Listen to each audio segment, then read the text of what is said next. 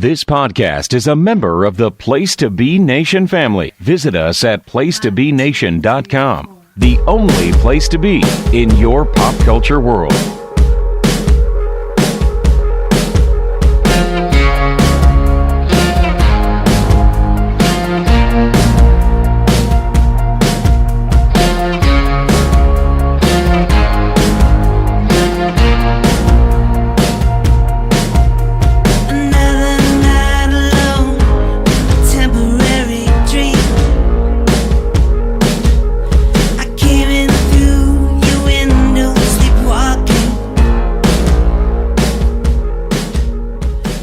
Welcome to the Row 1 Seat 1 podcast. This is Ben, aka Boston Nuga. Had a busy weekend last weekend. Went to Action Wrestling. That was a really fun time. And then went to Tank Scenic City Throwdown. Had some really good times there. That was 2 weekends ago. Didn't go to anything last week. Gonna think I'm gonna take November off a little bit, actually. I'm going to AEW in Nashville on the 13th, but it's going to be a slow November. Indie wrestling groups, if you're not aware, sort of calm down for the holidays a little bit. There's not a lot going on in November and December because everyone's got holiday stuff going on. But that AEW show should be fun. We're going to Nashville. And then every other Tuesday night, I'll give a quick plug to the people at Crux Wrestling in Tullahoma. If you are on Twitter, follow Crux Wrestling. Every other Tuesday night, they do a live show with their trainees, and it is batshit crazy. Kerry Awful and Doug Markham run it, and it's basically like if Pee-wee's Playhouse was a wrestling show. It is completely insane. I'm going to go to it tomorrow night.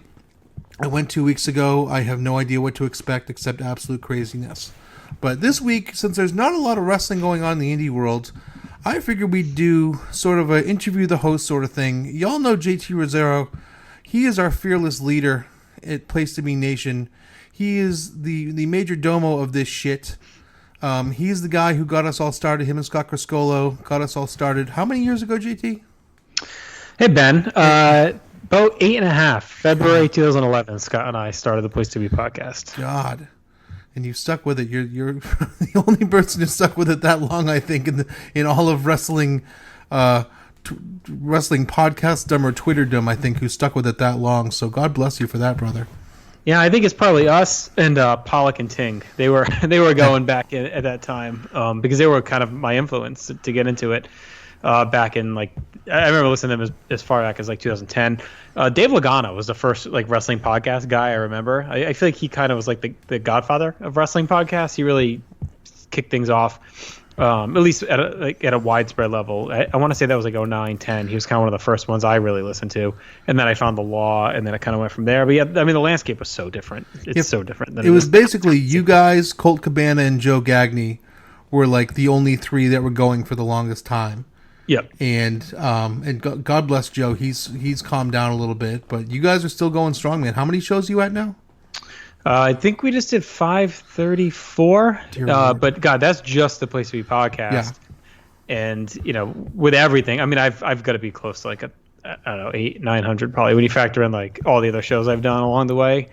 Scott and I, for a while, we were doing 2 a week. I remember for the first like 3 years or so. I think we did 2 a week pretty religiously. So we were probably pumping out, I'd say, a good 5 hours a week. I go back to about the first 10-15 episodes or so when I caught on with you guys, and it's been going ever since. But we'll go into sort of the history of the site. But tell me your background a little bit. You grew up in New England? Yeah. I pretty much always lived in Rhode Island. I was born in 1980. The only time I lived outside Rhode Island was I went to college in Massachusetts. I went to Assumption College in Worcester. Mm-hmm. And I lived in Connecticut for 3 years. That's where I met Scott after college. So outside of those 7 years, and really when I was in school, I was basically still living in Rhode Island. I was only there for the school year. But those 3 years in Connecticut were the only time I really lived like outside of the state.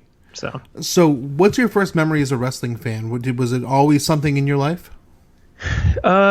Kind of like so my half brother, who didn't live with us growing up, he's like, I want to say 7 years older than me.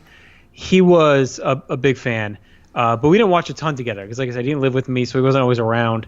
But when he was there, like, I remember him talking about it and kind of having it on. And like one of my earliest memories, I think, was the night when my parents were in the hospital. My mom was about to give birth to my sister. I was like 4. I remember my brother babysitting and my half brother, half sister babysitting me, and I remember like wrestling with him, and like we were doing like Hulk Hogan and Iron Sheik, like that's like my first vague memory. Of course, I was Iron Sheik, right? Like, so I remember like that, and then I just have like vague hints here and there over the next few years. Like I remember definitely watching like World Class on ESPN. Because I remember like the Triple Cage and all that stuff. My dad would watch that. He was definitely a fan. Like he grew up a fan. My grandfather was a fan back in the day. Like he'd always talk about Haystack Calhoun, of course. And you're Italian, so it was like a Bruno thing too, right? Oh yeah. 100% Italian. As is my father. So, and my mom, obviously. Yeah. So, do the math there for you on the fly. Yeah. So he, Bruno, was his guy, and obviously he's a big Yankee fan too, DiMaggio and whatnot at that time. But yes, so he was really into it. He was a big wrestling fan. By the time I started getting really into it, he was like, he kind of faded as he got older, but he still watched it. I think he always deep down liked it. I don't want to say he tolerated, but he definitely would watch with me. Like, and I remember him having it on. And then I got into it in late '89. I remember my cousin, who I was pretty close with at the time, was pretty into it, and he started to slowly break me in. My buddy Jim at school and a couple other guys were really into it, and by early '90 is when I really started to like focus watching. Like WrestleMania 6, around then is when I really started to focus in. I went to my first house show right after WrestleMania 6, so that's when I would say the summer of '90 is like when I really dove in. My brother gave me those old magazines. Oh, nice. So I was like hardcore from around like WrestleMania 6 on. Who were your guys? Savage is my all-time favorite. Sure. Voted him number one in the GWW poll. So he's my all-time favorite. I liked Brutus Beefcake a lot at that time. Really? And yeah, I don't know what it was. He just, because I didn't really see like his early stuff, like where he was kind of shitty. So when I got in, he was almost like a main event level star in late '89, early '90. They pushed him hard, yeah. Yeah, and he had a good look, and he was over. So I liked him. And I mean, obviously everyone liked Hogan at that point. And I liked the guys that I immediately gravitated to, the guys that weren't on a lot, that were like kind of hokey. Like Akeem, I was like a big Akeem fan, a big who wasn't? Square fan. Like guys like that Yeah. like you weren't always like featured, but you'd catch them here and there.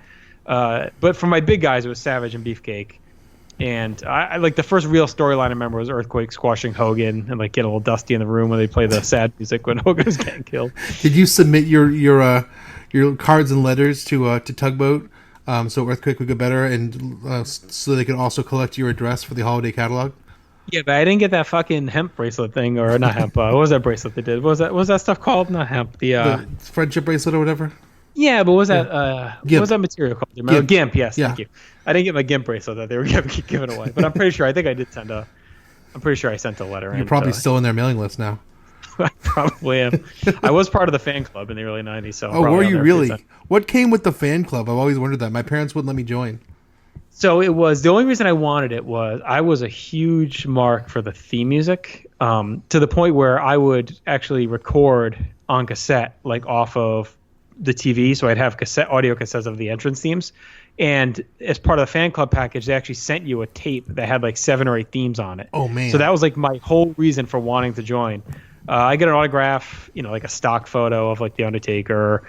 I'm trying to think what the hell was in there, but I think it was like a Hogan bandana, like a program. It was pretty basic stuff. But the audio tape, I did it for a couple of years. The audio tape was well worth the price. And actually, the one thing I do still have from that fan club that I kept was a door knob hanger thing that said like "Let me rest in peace" or something. Had like Undertaker on it.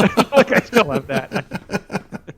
I saved that one. But yeah, it was kind of cool being in the fan club, mainly for that theme tape. That was like epic at the time. And what people who are listening all across the country don't realize is what big influence WF had on New England. Oh yeah, it was crazy. We were their territory. I mean, like I even got WCW and I watched it at 6:05, but like what everyone was talking about in the playgrounds and what the number one focus, without fail, was WF. And I even remember like late '92 talking to my other cousin Tom about we had gotten our hands on, and I don't know how I'd even find these tapes. A lot of the ones I got from my buddy Jim because he had a black box, so a lot of pay-per-views we were able to get from him. Well, and eventually, the I'd get famous over black box. Oh, beautiful at the time. You were the most popular kid in school if you had a black box. It was amazing. I mean, he had that thing from, when I tell you, 91 until '02. Like, I watched SummerSlam '02 at his house on the Black Box. But, yeah, somehow we ended up with Wrestle War 92 on tape, War Games with the Dangerous Alliance. And I remember, like, talking to my dad. I'm like, this was awesome. Like, I'm going to be a WCW fan. And he's like, no, WWF's where it's at. You're going to be a WWF. So, like, it was such a Northeast Your parents thing. were discouraging you from being Right? WCW He's like, and they didn't even give a fuck, really, about wrestling. They were just kind of like, whatever. And we were, like, wrestling in my basement in the back. Yeah, they kind of hated it, you know? So, but, like, for whatever reason, he was like, and that one time I remember him saying, nah, no, WCW sucks. But the, where the hell was I going with all this? So it's actually just I hung out with Grant Cawthon this weekend. He was in town for a comic convention, and we were talking about like how big it was in wrestling. WWF was in Providence, and it's crazy to me how little they come here now. Like they come for TV at least once a year, but like they haven't had a pay-per-view here in 10 years. And this was a town where they were running monthly house shows in the 80s. And it was always a diehard crowd. And the big favorites here were always Bret Hart and Randy Savage. Like, those guys would outpop anyone.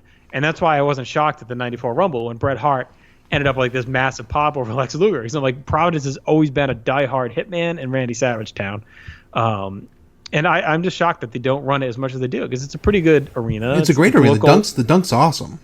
Yeah, and it's local to their, home area. So I'm shocked like that they don't run it more. It's surprising to me. Well, I think that no one's drawing right now as far as house shows. I was going to ask, like, how are the draws when you go? Because, like, no one from reading all these business metrics and stuff like that, like, their house show business, like, they might as well just fold it up at this point. Yeah, I'll be honest. I haven't gone. I've become a bit of a sob. It's funny because if you told me in, like, say, 96 or something that, like, I wouldn't want to go to every single WWF show that came to town, I think you're crazy. But I've been spoiled because now we go to these WrestleMania trips. I go to different pay-per-views. And everything else, like to go to a 3-hour Raw taping, like isn't enticing to me at all because I got so much stuff going on. It's like it's a podcast night. Do I really want to miss that? So it's like, do I really want to burn a night, that I got away from the kids to get out of the house? See, that's why I'm a single dad, so it's just like a little thing I can bond with my daughter over, like because they only come once a year, like maybe twice a year, and it's going to be once a year coming up. But one of those things I can bond. She's 6. 4? Oh, 6, okay. Yeah, she's 6. So it's just like she's right at that age where it's just like I'm really trying to convert her. So it's just like, oh, WF's coming. Ava, let's go. Like big wrestling. And so she's getting into it, and that's awesome. My daughter, I haven't tried to her. She's 7.5.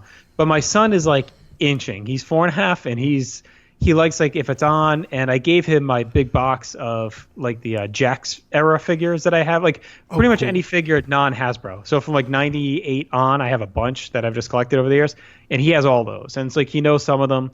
I have not given him my Hasbros yet because he'll smash them, and I can't deal with that. But did you have the LJNs too growing up? Because we had the LJNs growing up, and like I swear to God, I gave my brother like 3 concussions in the tub with some of those figures. I was just like past the LJNs, because getting into 90, that was prime Hasbro era. Yeah. I remember my cousin bought like at a flea market. He ended up with a huge box of them, so we did play with them. I have a few. I think I have like 5 or 6. Oh, they're terrible. I mean, they can't move. You can't do shit with them. They weigh about 50 pounds. They're basically like weapons of mass destruction. For sure, especially King Kong Bundy. Oh, that God. motherfucker is like That's rock heft. solid. You do not want to get hit with King Kong Bundy. So did you? I mean, was it a constant thing with wrestling for you, or did you kind of fade in and out as you were growing up? I would say pretty constant. My wheelhouse era is from when I got into it in 90, really revved up in like 91, 92 until 97. Like that is, I mean, locked in. I know like there's some lean years there, like 94, 95, but I was all in. And I had a weird situation. So I went to a Catholic school, but it wasn't in my town, because my town wasn't really like a good public school town. And my parents didn't want me going there. And my grandparents lived in this other town. My mom worked there. So it was just easier for them to basically for us to go to this Catholic school. So I didn't have like a lot of friends. Was yours co-ed? Because my Catholic school was all boys. So elementary was co-ed. High school was all boys. Yeah. Okay. Yeah. Hard same. So in elementary school, I had a couple of friends that were really into wrestling, but they didn't live near me. They were like, and it's all Rhode Island close, right? So like 20 minutes, like to anyone else, like Texas or where you are now, it's like 20 minutes, like nothing. Yeah, I miss Rhode Island being so close. Although with traffic, like it's pretty much the same deal. But Rhode Island, like there's nothing that's more than an hour away in Rhode Island. Right, and it seems everyone's like, oh my god, you're going all the way up there, and it's like 30 minutes. But so anyway, so most of my friends were like at least 20 minutes away, and we didn't drive. We were like 10, 11. So I didn't see them a lot outside of school.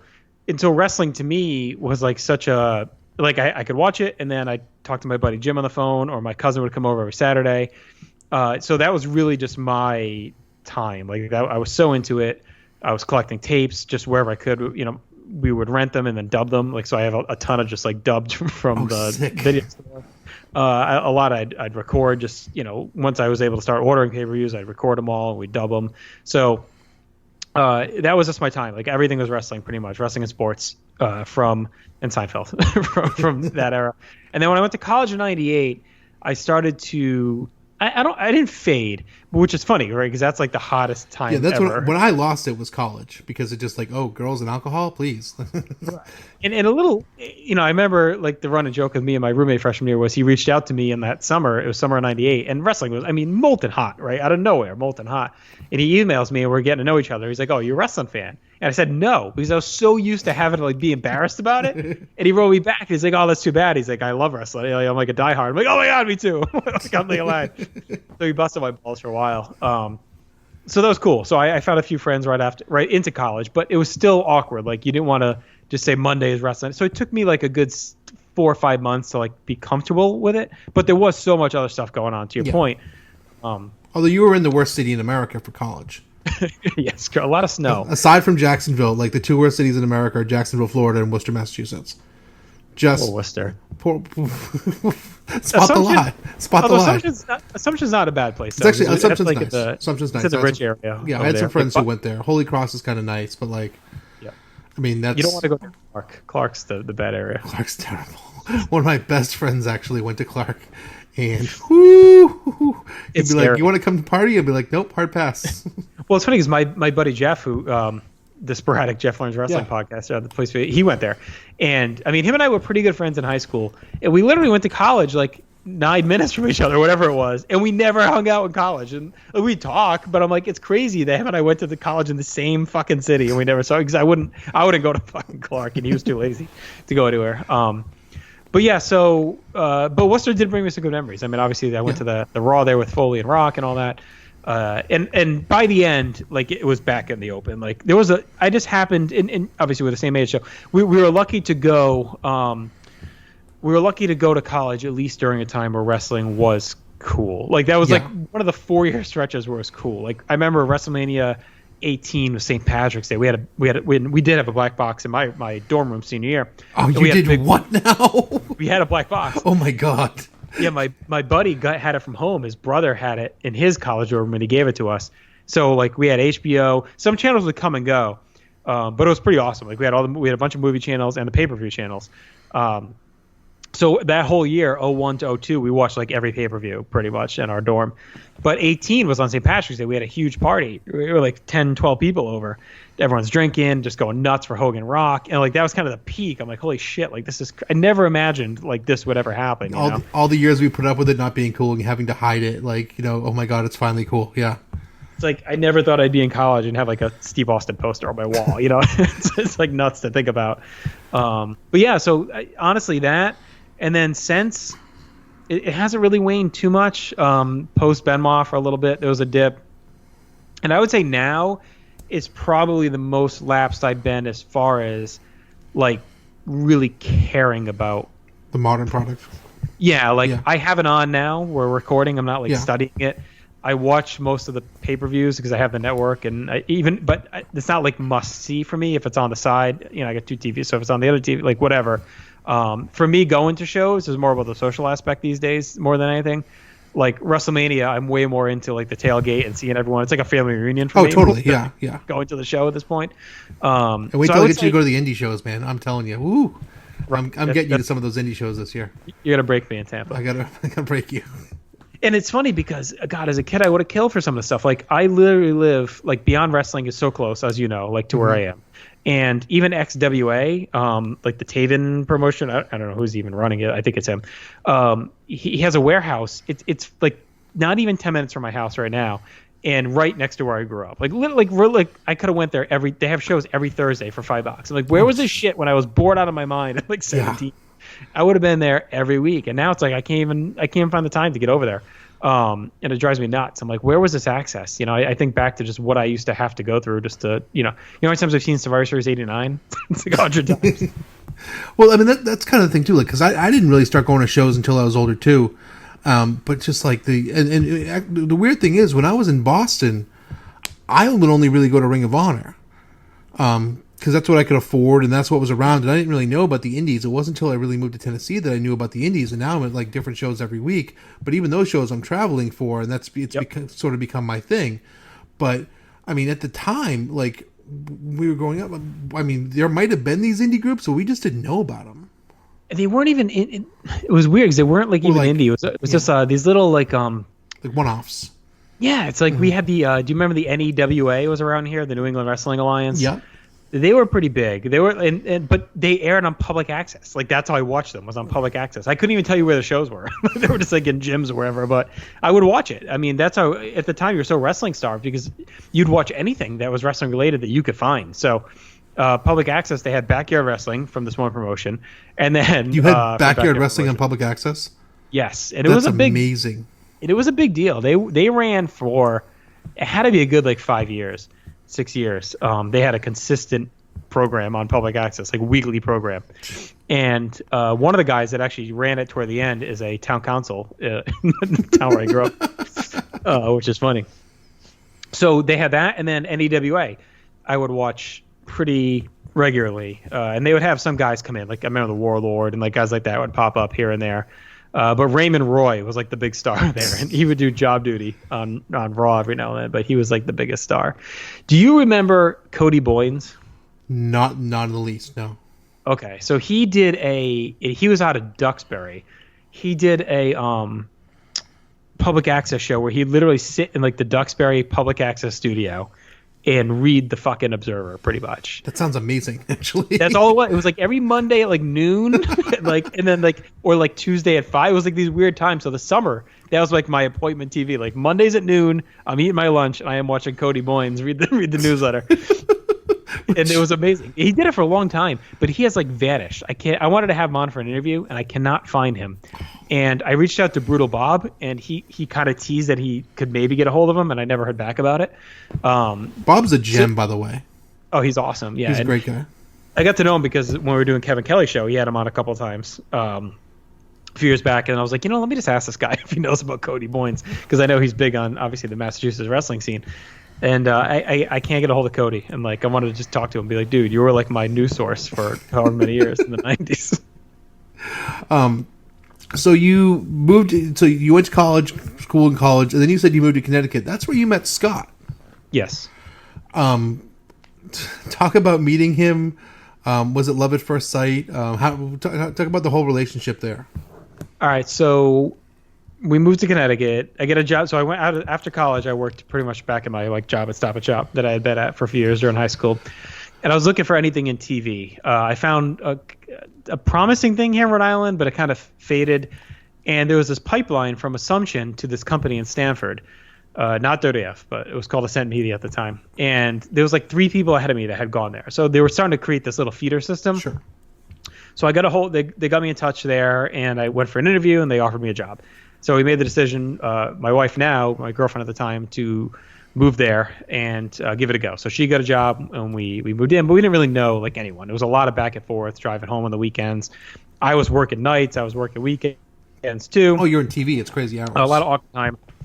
Yeah, it was nuts, right? So I'm working, like one shift I had was like 11 p.m. to 7 a.m. It was just all over the place. So we had like no combined social life. So my off nights sometimes were like Tuesday, Wednesday.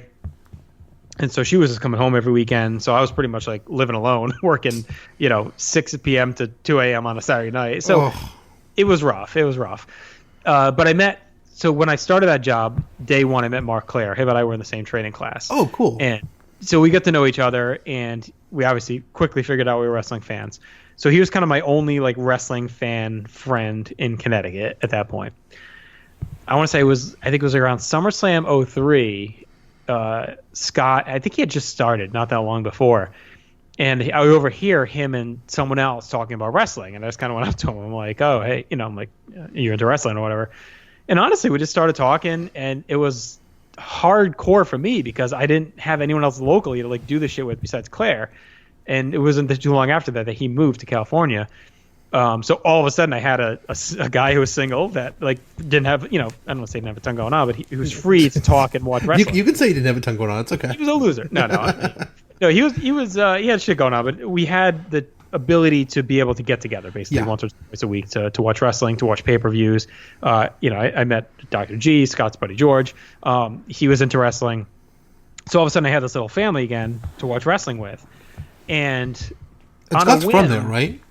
Yes, Scott is from East Haven. I think it's East Haven, West Haven. I always mix it up. He's going to yell at me. One of the Havens. Whatever's the less shitty one. He's from. The less shitty one. The one that's not riddled with crime, yes. I should know. He went to New Haven for college. I know that. Haven G. So, yeah, he's from there. So he moved into an apartment sometime in late 03, early 04, and he didn't have cable for a bit because they were waiting for DirecTV or whatever to be installed.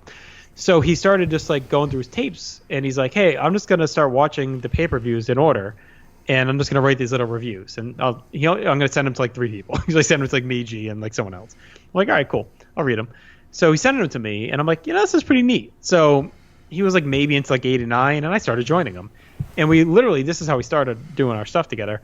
We would write these crappy reviews. They were fucking terrible. And to send them to like 8 people that we knew. And like, that's all we did. We just sent them. And then we ended up posting them to my buddy's message board. And then eventually we found Graham Cawthon's site and we started sending them to him. And we kind of revised them. Like we went back, we fixed them up and freshened them up. And it just kind of grew from there. Scott Keith, we started posting with him. And all along the way, we're, obviously building our friendship.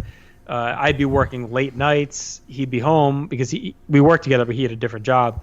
He worked a more normal shift. So we would watch the pay-per-views together, like on the phone. So we would literally be talking from like 10 at night till 1 in the morning. That's just, like, adorable. Together, right? It's absolutely adorable. That's all it was. He would usually fall asleep halfway through, but I'd be talking to myself for 5 minutes before realizing he was out, and then I'd just hang up on him. We'd talk in the morning. But yeah, that's what we do. We just would literally just talk wrestling, shitty takes and all, shitty reviews and all, and then we just kept doing the written stuff for a long time. That's kind of how we got founded by, a lot of our readers found us just through Graham's site, reading the reviews. So at what point do you guys decide, because podcasting was a very new thing 8.5 years ago. Not many people were doing it. Not many people knew how to do it. Mm-hmm. And so what made you guys decide, we're going to make a radio show or make a podcast here? So Scott's background, obviously we both had a media background. Yeah. Mine was more TV. His was radio. So he had been in radio for a long time, like in the 90s. He had done news updates, had hosted shows. So he had a heavy radio background that he had pretty much given up because of the hours and the money. So that's when he got hired at Ascent. So then his buddy Mike, who actually passed away earlier this year, he had kind of started off his own little internet streaming radio station, Get the Point Radio. And he had Scott start doing a sports show and a wrestling show. And that was 2010, I want to say. And what was interesting about it was they could only do it, you'd only hear it at certain times because it was a streaming radio. It wasn't on demand, right? So his show aired at like, Wednesday at 2 p.m. So I'm at my desk and I'm trying to listen and I'm like, man, I want to hear your show, but it sucks that like it's at these weird times and it's not, it's not on demand. And it was around that time I was starting to listen to Lagana and I really discovered the Law. So every Monday, like, live audio wrestling was my jam. Like every Monday morning at work, I would listen to that, and then they would have Review Away after that. So like those are my 2 earliest ones. Oh, I remember, yeah. I would listen to and then Review Raw, and I mean those guys are great, and they're still great. So I was listening to them, and I joined their message board, And I was just really getting into the concept of it. I'm like, oh, this is really cool. I can listen to it whenever I want. And then I found the Smart Wrestling Fan. Did you ever hear them? No.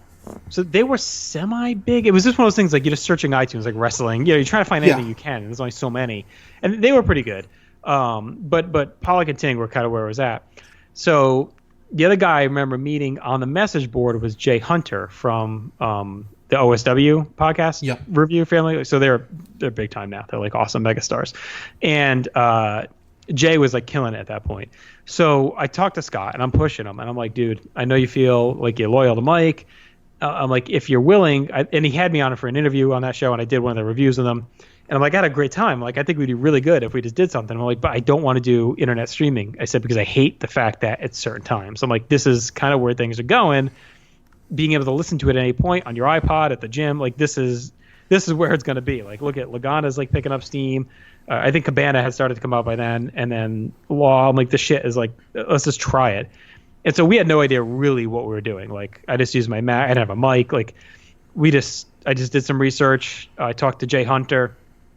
I just got a Podbean account, and honestly, we just went for it. I was like, one night we just finally sat down in February of 11 and started recording.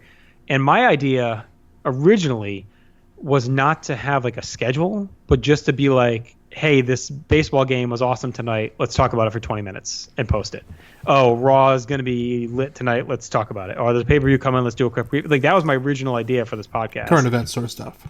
Yeah, just kind of like what, or even old school, like whatever was on our mind. The vintage vault piece was always going to be there, like doing our, because that was kind of where we had come from, like doing the written reviews. So that was always going to be part of it. But my other concept was, hey, the Big East tournament's coming up. Let's grab 3 guys and preview it. Like, and you can see that in some of those early ones. Like, that's what we were doing. And then we just kind of fell into more of a schedule and just kind of learned along the way. But the biggest influences were definitely Pollock and Ting. And what I got most from them was the idea to do like feedback and bring your audience into the family. And because they were awesome at that. Like, they would have the thread up on the message board, you'd put your feedback, and they'd read it every episode. So I blatantly stole that from them, and that's how we really started to build some of our initial following. Was just by like reading feedback and making people inclusive. And it was originally through our message board and then through Facebook, pretty much simultaneously. But Facebook was really just starting to kind of catch on more and more too at that point, as far as group chat and messenger chat. And Twitter was really a thing until, so yeah, Facebook was really where it was at if you were going to go anywhere. Oh, for sure. Yeah. Twitter was out there, but it definitely wasn't known or too overwhelmingly popular. So Facebook is really where we kind of made our bones early on. And then Jay Hunter is like really was a huge help to me as far as like understanding how to edit, when to post. He helped me like get stuff posted. At that time, you could actually post files to Facebook and stream from there.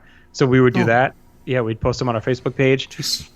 And the funny thing is, for the first 100 episodes, I didn't edit a thing.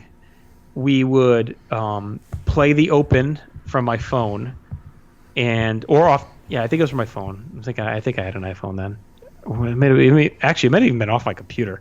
We would play it and record all in one take with sound bites. Break would be played off the computer, and then I would just post the file.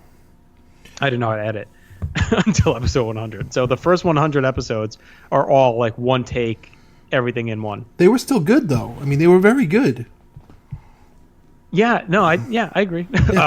For sure, except for the first few, I sound awful. Like I sound like I'm so scared in those first few. But no, they were. And you know what? The quality wasn't as important back then. Like if you listen, I've been like revisiting a lot of where the big boys play with Parv and Chad, and even some of that stuff. Like back in 2012, it's like the audio quality is so shaky. But it's whatever. Like we were all so thirsty for wrestling audio content from fans and like insightful fans and stuff like message boards like Death Valley Driver and PWO, where guys were all of a sudden starting to study this obscure shit that like you just never had this opportunity to have these conversations with before on like a wide scale. Like, oh my God, these guys are reviewing Great American Bash 9. This is awesome.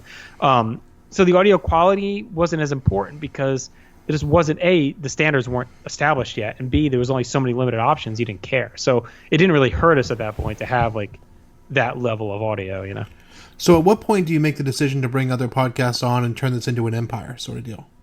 So we had started to bring in, it was only me and Scott from February 11 until January of 14. And we had tons of guests, right? we would do different stuff. We do headlines, we would do live watches, and we started bringing in more and more friends of ours, either personal friends or folks just from like the different message boards we had been on. I had my friend John Walters on, who's an independent wrestler. He worked under John Walters, worked under RJ Brewer. Yep. He was a pure champion in ROH for a bit there too. He actually did a little comeback tour earlier this year, and I think he's back into retirement now. And so we had him on a couple of times, and he got me in touch with a few guys. Like we interviewed Stevie Richards because of him, and then he was friends with Kevin Kelly, and Scott and I in our timeline were up to October of '96 in our WWF pay-per-view review. And I asked John, I'm like, do you think we could get Kevin Kelly on? Because I'm like, one of my favorite wrestling moments ever is Austin breaking into Pillman's house, and I'm like, it's like iconic scene to me. Those are like two of my all-time favorites. Kevin is like on the scene. He's awesome in that moment. I'm like, do you think we could get Kevin on? So he got us in touch with Kevin, and Kevin came on, and we had a great time. And that ended up being a regular spot. We'd have Kevin Kelly on, and it bothers me a little bit still to this day, but I feel like he was kind of the original, like doing the Pritchard, Bischoff, whatever stuff. Because like we had Kevin on in 2012 and 13. I remember, yeah. Full year retrospectives, like Q&As. Like we would go through the whole year of '97. Like, all right, Kevin, what about this? What about this? And those shows did extremely well. So around like late 13, well, all right, so backing up just a little bit. So at this point in early 13, Kevin's a regular guest. We have a lot of regular rotation people on, but we're still operating off Facebook and the message board. We go to WrestleMania 29 in MetLife. And that is where kind of Place to Be Nation was born, because that was our first real big tailgate. We met a ton of people that were fans of the show. That was kind of our first big like gathering. And you sort of realized this is a thing, or?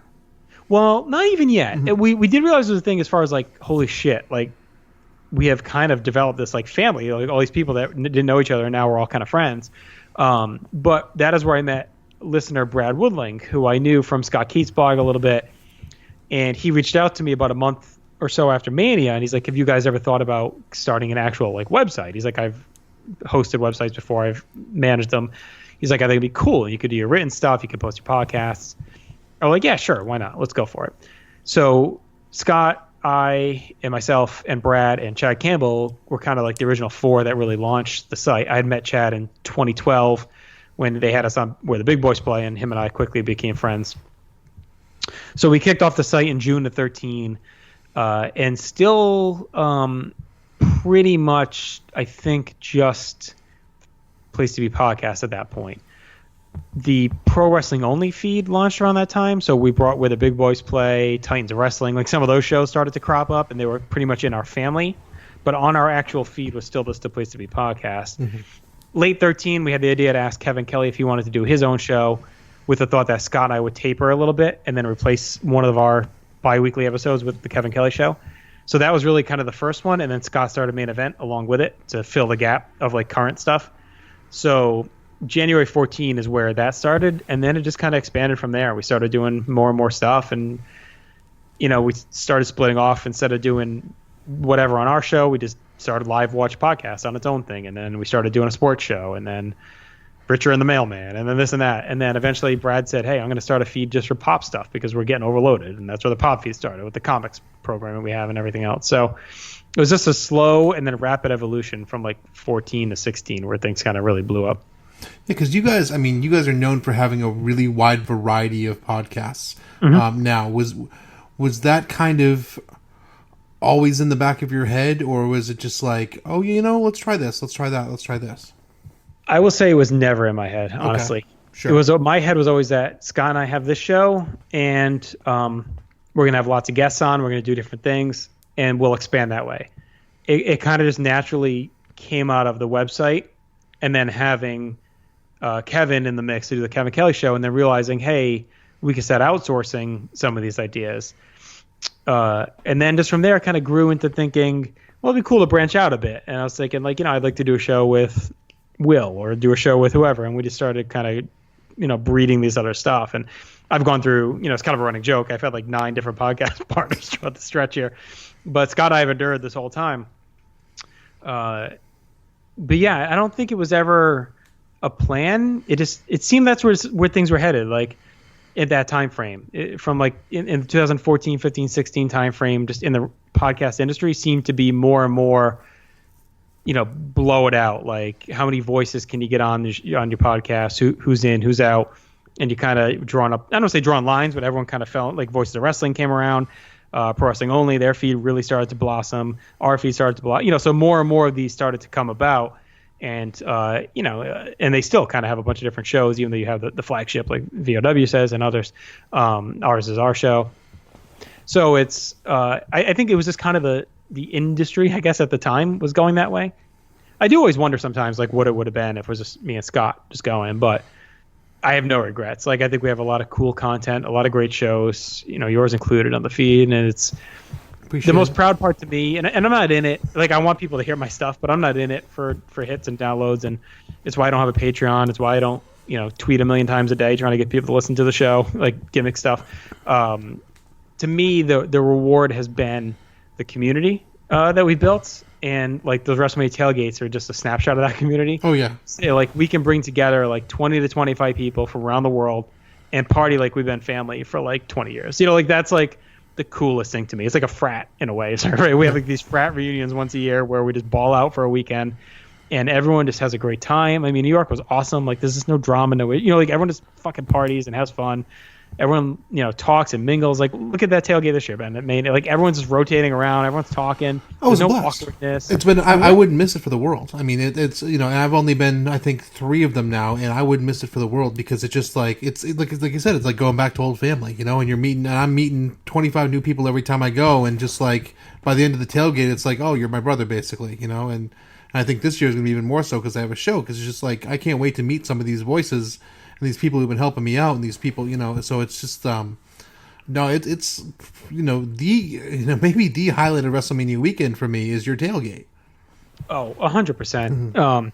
I mean, seeing everyone is the true highlight, and then that tailgate is like the culmination of it. And, God, yeah, it's so great. I mean, honestly, it's a blast, and it's funny because I know some of you people are out on WWE and like, oh, it's so expensive, but even like beyond WrestleMania, just that whole weekend is such like or for you me just the get week. lost in it. Right, and right, you're there the whole week, and it's like you just get caught up in it. It's like such it's stuff you dreamed of. Like as a wrestling fan growing up, as a shut-in wrestling fan, it's like all of a sudden that you're in this major mainstream metropolis with thousands of people that love wrestling like you do, and it's just a giant party with 30 to 40 to 50 wrestling shows, wrestlers walking everywhere, fans walking everywhere. You go around the block. You can just go drink with a bunch of fans. It's like, and even this year we did the party with the Mania Club guys, and they were all super welcoming. It was just you just walking around. Nice. Yeah, it was a lot, but it was nice. Yeah. Party atmosphere. It's like you're just walking around. Everyone's dressed up, and Steph McMahon shows up. Right, Steph McMahon. Right, who would expected that? Yeah, it's just so cool. Like I always encourage anyone, if you can afford it and you love wrestling, it's such a worthwhile trip just for the camaraderie of it all. It's like, and we're welcoming. I mean, if you're on the fence and you don't know, you don't want to be like, whatever, like come hang with us, right? It's beyond even the tailgate. Like we all just meet up on and off throughout the weekend, and who's at what bar, oh, we're meeting here, who's at what show, let's get together, let's grab food. It's just become all of that. And it's like, yeah, it's just like seeing your extended family. Like love seeing Big Pete and, the crew. It's like, everyone just get to run into, and I look forward to that Big Pete bear hug every year. So. Oh, he's the best. He stays with me every once in a while and comes to shows out here, and he's just, and I wouldn't be as close to him if it wasn't for you guys, because when I met him, I'm just like, you have that show on Place to Be Nation, and we immediately bonded. Oh, and he's now such a sweet kid's like family to me now. I'm actually probably going to head out to Austin in the winter time, I think, to go see him. He's the best. Yeah. And it's funny because I had completely blanked that you came to the Orlando tailgate. I was looking at pictures the other day. I was posting some like random ones, like to kind of hype the group. Oh, I'm in the back. I'm like, oh fuck! I'm like, Ben was there. I was like, I saw you in the picture. I remember like New Orleans, obviously hanging out at the bar like quite a bit. But I just like Orlando now seems like such a haze in so many ways. But so did you come solo for that one? Like you just met up with us? Orlando? Yeah. That was the one. We were like in that random parking lot behind that building. No, I came with Pete. Okay, so you came with Pete for that. I met Pete that weekend. Okay, and then Pete invited me. Right. All right. Yeah, that's right. I remember him messaging me now saying, "My buddy Ben, do you care if he comes?" That's right. Okay. Yeah, and then Pete invited me. I'm just like, dude, when he said you guys were having a tailgate, I'm like, my God, like, can I please? Like, I've been listening to these guys for like, 5 years now. Like, I would be absolutely honored. And then you guys have become family ever since. Yeah, it's amazing. It's like everyone just comes in and that's my yearly chance to see Claire make a mess of himself. Like that's always a highlight. And no, it's a great time. I'd say it's my yearly chance to be an enabler, but that's not entirely true at all. You definitely do enable with your Tennessee whiskey was the biggest hit this year, and the sipping cream, I believe. I'll bring more of that this year too. Yeah, that was a hit. All of it was a hit. Yeah, such a time. I can't. It's already like tickets are already on sale next week. It's nuts. It's like how fast it comes. Yeah, I need to line up for that because I don't know what else I'm doing in Tampa, but I know I'm going to your tailgate, and that's pretty much it. That's all I have planned so far. I know I'm going to the collective in some way, shape, or form. Right. And what's probably going to end up happening is I'm going to try to break my record of 12 shows in 4 days, and you're going to see me, and I'm going to be a zombie. That's okay. And that's you hit the adrenaline. I mean, yeah. Look, I slept, I think, for like 4 hours in 5 days in New Orleans. So, I mean, you could do it. You could power through. And that's the thing. I got to get you to come to some of these indie shows because, like, that's really where it's at. And I mean, the collective and stuff like that. It's unbelievable. Like Janela Spring Break, there's nothing like Joey Janela Spring Break. I'm gonna hit one. Like I got to do Takeover, but I don't think I'm not doing SmackDown or anything. So I'll be around like Friday night. I get in Thursday night this year. I made a deal with my wife. I said, here's it, and she's really cool. I shouldn't make it like have to beg her on steal this stuff, but I try and be at least considerate in some level. So I did a bunch like in the spring that was real condensed. I went to Mania. And then there was like 3 shows all jammed in that I kind of like unknowingly booked myself for, but it was all like in this 6-week span. Money in the Bank came to Hartford, and then Takeover came to fucking Bridgeport. It's like, who knew? Like Takeover was in freaking right? So like all this stuff got jammed, and it was like a lot. So I told her, I said, look, I will not go to a wrestling show between June and Mania, but I'm going to do an extended Mania. Like that is my trade-off. So.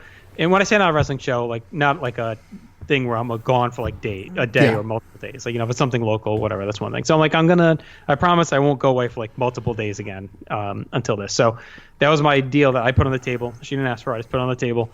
So I was able to we booked our flight. So I'm leaving Thursday evening from here. So I'll be into Tampa by Thursday night, and we're leaving Monday, like early afternoon. So this is the longest I'll be around. I'm probably leaving Tuesday. Oh yeah, you'll be there. You'll be there for the week. Yeah. Have you ever thought to bring Ava there, or is that like too much for her for that many days? And you kind of want your time for that weekend. She has school, and I want to. And I'm with all my friends, and it's 5 dudes piled into an Airbnb that fits 3 people, and it's just not wildly conducive for a 6-year-old girl. But I mean, I have these dreams and visions, and I'm sure you do too, of like eventually taking my kid to WrestleMania. Yes and no. Like my dream is to take them to everything but WrestleMania. Oh, fair. Like I want them to be really into it and like come, but like I kind of selfishly just want that to be like my weekend and just like my week. Like that is my blow off steam, act like a fucking idiot for like 3-day weekend. I will take him to every other show in the world. Maybe someday I'll take him to at least one, I guess, to get him to one. But I have that in April, and I have SCI, and those are my 2 that are just like, this is my time. This is the only vacation time I take. Like, and like that is your blow off steam getaway. And I've told my wife, I'm like, you pick your weekend. I'm like, and I'll watch, like, do whatever. Like, go do your thing once. It's once a year. Let's do our thing. Like, do our weekend. And Mania is mine every year. I've said it. I'm really hoping for Vegas next year. That'd be pretty fucking sweet. I might not go. No, because I die. Because I factually die. I keep you alive. I'm hoping they're going to do West Coast at some point. Vegas is better than LA, so I'm hoping for Vegas. Yeah, I heard it was going to be LA next year just because of the new stadium, but Vegas would be insane. Vegas would be absolutely insane. Yeah, Vegas would be pretty sweet. I love it. I was just there this year. It's a great time, and there's so much to do. And I just think it'd be easier all around than LA. But whatever, I'm in either way. Like, I'm just going to go wherever. That's kind of where I'm at this point. But yeah, I also heard Toronto was a maybe too. So. Oh, that'd be cool. I've never actually been up there, so I need to get to Toronto at some point because I heard it's like the nicest city that's ever existed. Oh, same. Are you gonna come back for Boston SummerSlam next year? Probably not. Probably not. I don't know. I only get so much time, so yeah, true. You gotta save it for the gotta save it because I take that full week in Mania, and my boss like freaks out anyways when I'm away for those days. So I work at a 2-man operation, and I'm the So yeah, it's just it's me and Limited. him. Yeah, Sure. it's limited, definitely. So from here, actually, you know what we should do? We should go through the live read, Okay. and you and I should talk about some of these shows because you're more familiar with a lot of these shows than I am. I'm familiar with a few of them, but on the pop feed, Scott and Jennifer wrapped up October with a month-long tribute to Halloween with What a Scream, the History of Horror in America special. Yeah, no, I don't like horror Yeah, I don't either. at all. Yeah. I'm very out on horror. But there are a lot of folks on our in our family here that love it, and they did a phenomenal job in October, like really bringing the spooky horror Halloween feeling, which I commend. Like Scott did a bunch of pod blasts, like reviewing some classic like monster movies. They did this show. Jennifer did a couple freak out drive-ins on her feed. So like they went hard in. Miranda ran the hashtag that we had for like Halloween movie month. So they really went all in on like the Halloween stuff, which was pretty cool to see. As much as I don't like it, it was cool like to see the engagement and everyone kind of huddle around it. See, I grew up one town over from Salem, so I'm just totally ruined for Halloween for the rest of my life. That's it. That was the peak. So just like, no, because I just associate it with like horrible tourists and Right. like money making schemes, basically. So it's just like, oh man, yeah, that's my life. Wonderful. Halloween. Yeah, I live it. You know, it's funny. I've never been up there for Halloween. It's a tourist trap. Yeah, I've only It's been cool, there, but been it's a there tourist for a wedding. That's the only time I've actually been to Salem. It's nice. There are nice parts and there are very bad parts. But in October, it is a massive tourist trap that you probably should do once and then never do again. Right. Yeah, maybe when the kids are old enough, we'll head up there. They might enjoy it. Hard Traveling Fanboys are back with the latest edition of Fix It or Nix It, 2015's Fantastic Four. Hard Traveling Fanboys, that I actually have not heard that show. I'm sorry. Oh, sorry, yeah. So that's Greg Phillips and Nick Duke. That is the longest-running episodic weekly comics podcast in all places in the nation. So they've been going for a while. They're into the I forget what episode number they're on, but they've been going for a long time. I met them way back on the old Blog of Doom. It was Scott Keith's Blog of Doom, and that split off into a separate Blog of Doom. That's a whole other fucking podcast in itself. They're in 185 episodes, so they've been pretty much weekly on point. And they are longtime friends, very well know comics very well, and they do all kinds of different like gimmick episodes and have different guests on. So they are a good authority when it comes to comic stuff, and they do a great job. They've been doing that show forever.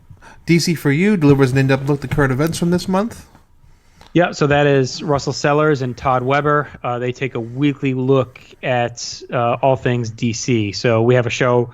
I don't think it's in this read here, but we have a show that specifically focuses on Marvel, like the history of Marvel, and these guys focus on DC to kind of balance that out. So they do both current and classic DC stuff. This week in the NFL, obviously, it's a weekly NFL review show. Roger and Johnny recapping the last set of games. Watching Giants and Cowboys here. I'm sure you get a lot of sports, sports crossover too with the site. Oh yeah, tons. And we ebb and flow as far as like sports podcasts go. I think I got Cowboy on the hook to do a classic boxing podcast coming off our Place to Be podcast episode. Our last episode, we'll get to in a minute, I guess, what we talked about, but I got them all hyped up to maybe do like a boxing show, like maybe like monthly or something. So he might be doing that. But yeah, they do this week in the NFL. And then also the NBA team, Adam Murray and Andrew Reich, that was one of our first split off shows. They've been doing that since like 2013. And they do a great job previewing the NBA. And they didn't know each other before they started that show. I went to college with Adam, and I knew Reich just from the internet, and I just hooked them up. I'm like, you guys both love the NBA. You should do the show together. And they've literally done it now for like almost 6 years. Awesome. They've become good friends just through doing it. So it's kind of cool, and they have good chemistry. So that's just a couple of the sports stuff we have on there. You got a newer podcast, the Brother Sister Rewatch podcast, and looks like they've been watching The Office going through. Yeah, that's a fun listen too. Kevin, who's been a longtime fan of the Place to Be podcast, I had kind of caught it on Twitter that he was hyping this new show him and his sister were doing, and checked it out. And then he just kind of noticed I'd been retweeting them here and there, and he thanked me. And I said, hey, you know what? You interested in bringing it on board? And yeah, they are basically chronologically going through The Office. So they're halfway through season 3 right now. The Great Debate. Andy's welcomes Nate Milton, Peter Winston, and Matt Souza to discuss a variety of topics in sports and pop culture. That's kind of a catch-all show, isn't it? Yeah, so Andy does that, I don't know, every couple of months. He's got like this rotation of shows. and it might be monthly, bi-monthly, around there.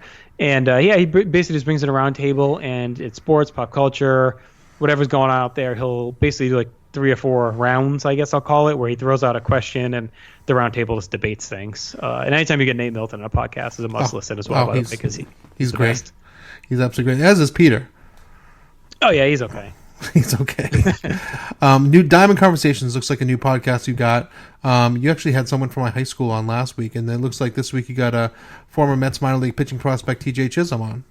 Yeah, our buddy Chad B reached out to us. He pitched this idea for a show. He has a lot of friends and colleagues within the world of baseball. So he said, hey, if you guys, I'd love to. Basically, it was a show he'd been wanting to do for a while and asked if we'd be interested in it.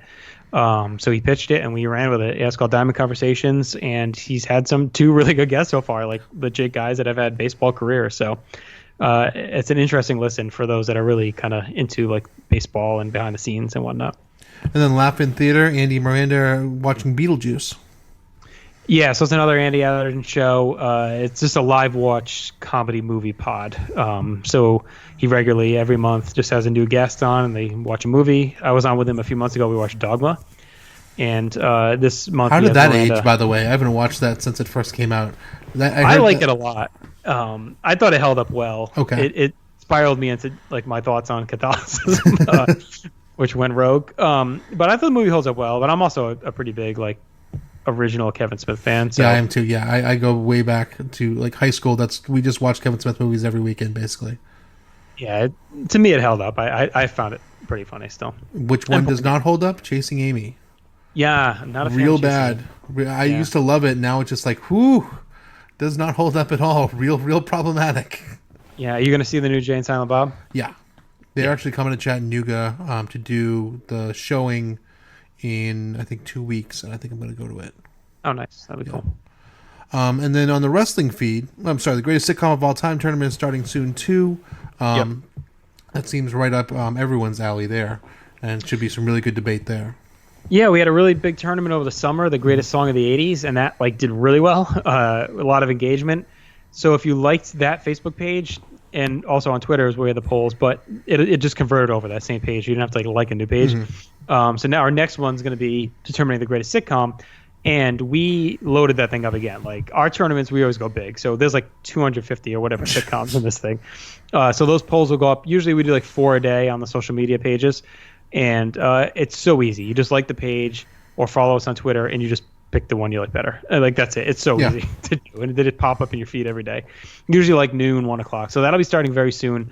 Andy actually announced the regions and the top seeds today on the Facebook page, so that info is out there. So that should be firing up really soon. And then the wrestling feed. You're bringing back some of the older shows, which I love, by the way, because that was the stuff that originally got me first into the feed. Stuff like Where the Big Boys Play and Titans Are Wrestling and things like that. So you've been bringing back some of the Where the Big Boys Play episodes. This one's on Great American Bash 88. But man, I don't miss those at all. And I just sit around the house and just listen to like shows that I've already heard from like 6 years ago. So here's the funny story behind that. So those obviously originally aired on the PWO feed, and I missed a bunch at the time. Like I'd hear here and there. I missed like the lead up until when I kind of met Chad, like when it was like they were already into 89 almost, and I wanted to re-listen to him. And so I talked to him, and we ended up messaging Parv, and we were just like, hey, what if like we've kind of turned over like guys like you were still around, obviously. Yeah. We've also brought in we have a lot of churn of like newer listeners. And like this is such a great show that so many people just have not heard. Like, what if we just repost them on this feed now? And selfishly, so I could then have them fresh on my app, my podcast app to listen to, because now that's like my, when I'm ready for a new one, I'll post it. But yeah, again, audio quality a little shaky, but the content and the quality still holds up. I love that show. Obviously, I'm a big Chad Campbell guy. And it brings Parv back into our lives. Yes, for better or worse. But yeah, that show is still really, really good. That's why I run it. My show, I had AJ Gray on last week. You should listen to it. AJ did awesome. He's probably the most outspoken independent wrestler I know. So he did a real good job on the show last week. And until ACH gets fired in a couple weeks. AJ might be worse actually. AJ will randomly AJ might be more outspoken. Trust me. And I want to give you credit on your show because, I think we were in a drunken haze at Mania and you were like, dude, I always wanted to start. I'm like, anything you want, man. Like, just you send it to me and we're going to run it. And you have not, I think you've missed maybe a week since you started, and you had no real experience, right? I mean, pretty much I had no idea. I still don't know what I'm doing. But, yeah, you do though, because you came in and your show was polished, like you learned it, you committed to it, and you've run it with like, kudos, man. Like, I appreciate it. You've done an awesome totally job. On the fly. Totally on the fly. Content. Yeah, you don't know it. I mean, and it speaks to your network that you built up of friends. Like we talked about it earlier, just all the travel and meeting different people and folks and becoming friends and building these relationships. Like you just get these guys on the show every week and it's out there. So it's cool stuff. With this ring, you guys just started the show. Ryan and Cindy look at 5 matches and discuss on his GWE list and Cindy's list.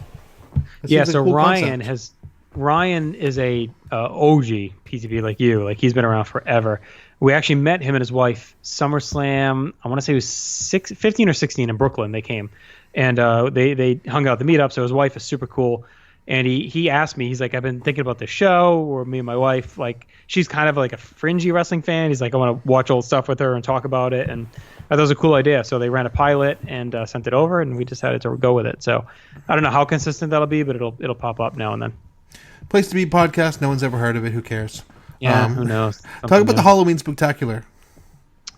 So at this point, the Place to Be podcast is pretty much just like Vintage Vault pay-per-view reviews. We don't really veer off too much, but our Halloween episode has always tried to be a little different every year. Like we've gone away from like the Halloween theme that we used to do, but it's the 9th time we've done a Halloween specific episode, and we always try and do a little something different. So last year we did a live watch of Ready to Rumble, which was a lot of fun.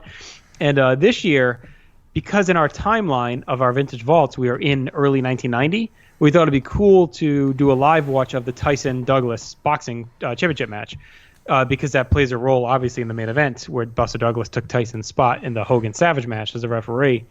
So we had the Cowboy, Roger Morissette, Andy Atherton, and Matt Souza on, and we did a live watch of that fight. And during that is when I was able to fire up Roger to try and get him to do the boxing podcast. But Scott, I also went through. I recently finished watching the Marvel shows on Netflix, so him and I broke that down too for about a half hour beforehand. And then probably my favorite new podcast, just because I'm the biggest ECW fan, and that just tickles my nostalgia bone. Extreme 3-Way Dance. You and John and Motto. Jenny, John Amato and Jenny, just talk about what 4 or 5 ECW episodes per show. And or a pay-per-view, and just go through them, and you guys are hysterical.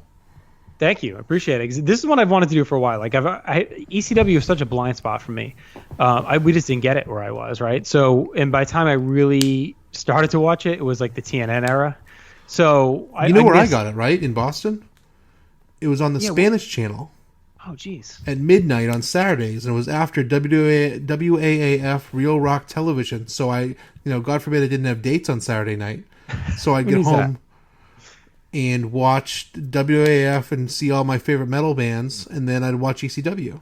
So that was the Boston specific Spanish era, so I wouldn't have gotten Worcester. that. It was Worcester in Boston, WUNI. Okay. Yeah, okay. Based out of Worcester, actually. Because we did have a Univision channel, but I didn't. Maybe we got it, and I just never noticed, which would suck. So I didn't see a lot of this stuff, and once the network kept pumping more and more out, I really started to want to do something. I tried to do a written thing that didn't take, and then finally, once they posted the super cards, like a bulk of them, I'm like, all right, I got to finally just do this. So I reached out to Jennifer and D'Amato. I thought it'd be a pretty fun trio. And the running joke, of course, is JT and Jennifer Smith. So JT Smith, who's one of the stars right now in 1994. But yeah, we do 3 or 4 episodes a week of TV or the supercard that's up. So we're into June of 94. We have Hostile City Showdowns coming up in a couple weeks. That'll be our next big show. And then the hardest working lady, maybe on the internet, like full stop, Jennifer Smith, has a new feed. Yes. The Jenny Position. Yeah, so she had a lot of shows, and I think it was her just looking to kind of brand herself and run her own schedule, and kind of, she loves being part of Place to Be Nation, loves the pop feed. She still obviously does a ton of editing and helping with that stuff, but she just kind of wanted to build her own thing. So we encouraged her. We said go for it. That was a great idea. So all of her shows are on this feed. Geek and Sassy, which is her and Miranda. They do random kind of geek pop culture talk previews and stuff like that. Talk at Pop, her and Tim Capel host that, where they do different kind of like this, actually, kind of interviews like this with various folks. Freak Out Drive-In is a live watch horror movie podcast, which I listen to with clenched teeth. And then Telling Stories is a new one she's doing, which is really cool. She basically has reached out to artists on the internet and authors who have written like short stories, and she reads them like dramatically and puts music in behind them and stuff like that. So it's kind of a cool way to get exposure for like local writers out there. So if there's anyone out there that does like short stories or little written stuff like creative writing, she's looking for stories to read. And she also has like a kind of local artist she reached out to for like music for her show and stuff like that. So it's a really cool feed, and I recommend you subscribe to it, The Jenny Position, on iTunes and everywhere else. And then we got the website too. We're doing a lot of things on the website. We're doing the SmackDown and Fox report, This Week in WWE, DVD Deep Dive, Ben's Unpopular Opinion, which is not me. And then different Ben. Glenn's Weekly Walk every Wednesday. We're doing Scott and Logan have their campus hot takes talking about college sports, which I need to get in on actually because I am a college football fanatic. Well, there you go. They do it every Tuesday. It's pretty much all college football, Ben. So reach out to Chris Cole. We'll get you there. And then obviously also since we're here, placetobenation.com/Amazon takes you right to Amazon and helps out PTBN with no cost to you. And then the social media pages and the message board, bigelow34.proboards.com, the mothership, basically, where it all originally came from, right? Yeah, it's crazy. That's where it all came from. It was kind of dormant for a while, and earlier this year I was like, let me go check it out. And there were actually people still posting there. I was like, holy shit. So we ended up kind of reviving it a bit. I cleaned it up, and it ended up just housing some of our just stuff that needs to be housed, right? So like one was this nominee list. So for the third consecutive year, we're doing a greatest WWE ever project. The idea came from PWO when they did the greatest wrestler ever project. So 3 years ago, we did the greatest wrestler ever. So everyone submitted a list of 100, ranked of the greatest WWE wrestlers of all time. Last year we did tag teams, and then this year we're doing pay-per-view TV matches. So ballots are due December 31st. The balloting is open. If you go to the Facebook page, and if you're not on there, you can just search PTBN GWWE, and it should pop up. And the ballot is there, so you can submit your lists. We've had live watches, we've had podcasts talking about different matches. And at the message board, it kind of has like the nominee list. It doesn't have to be in the nominee list if you want to put on your list, but it's a nice guide to help you because there's so many fucking matches. That seems like a week-long project for me just to think about and write stuff down and like spreadsheets and all that sort of shit. Oh yeah, it's intense. Like I've been struggling. I got it down to like 130 something, and now I'm like slowly whittling that to 100 and then trying to organize it. But it's fun. That's what we're about, is big stretch projects at PlayStation.com. So where do you see the site going from here? Honestly, so it last year or so, well, maybe like 2 years ago, it seemed like the site was fading a bit. It's tough. I mean, look, everyone's kind of working for free on this stuff. So the actual written stuff was fading a bit. Like we came out hot, it was up and down, and it honestly just became a place where we were posting our podcasts. Around that time, Brad, our site was coming up for renewal. And Brad was kind of burnt on it. He had a lot going on in his personal life, and it was just like, hey, I'm going to look for someone to buy the site. And I'm like, all right. I'm like, if you can't find anyone to buy it, I'll buy it and just archive it and like save them. Because I've written a ton on that fucking site. I'm like, I'm not listing it. You can save your stuff, yeah. So Andy Allergen stepped up, and he's like, hey, I'll run it. And he has breathed like all new life into it. He has been tremendous in leading the site. He's rejuvenated me too. Like we found a bunch of new writers. We have new staff that's hyped on it. So I'm more bullish on the site and the feeds than I have been in a couple of years, just because there's this new life, new energy, new focus. I think we just needed some of that turnover.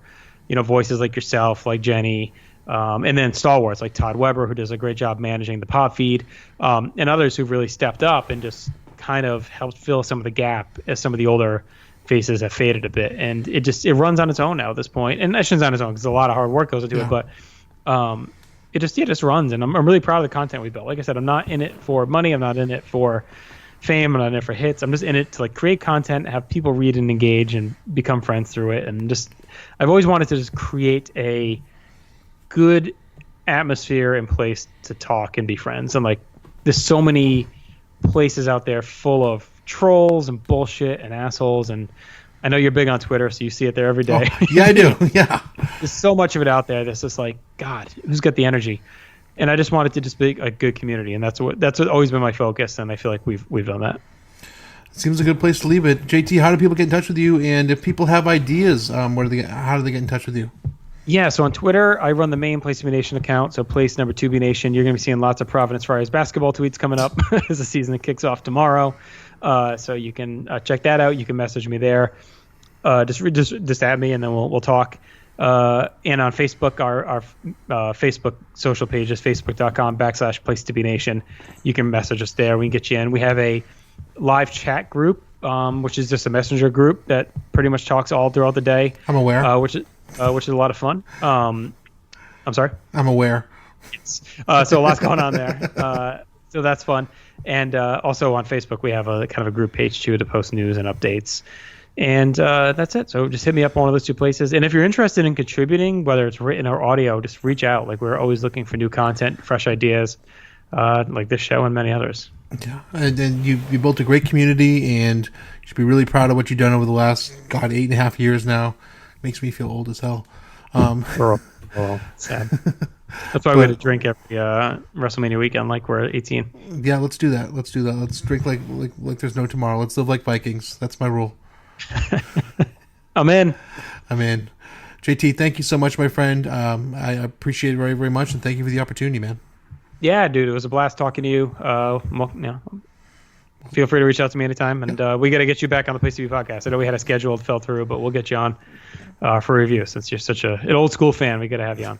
Thanks, man.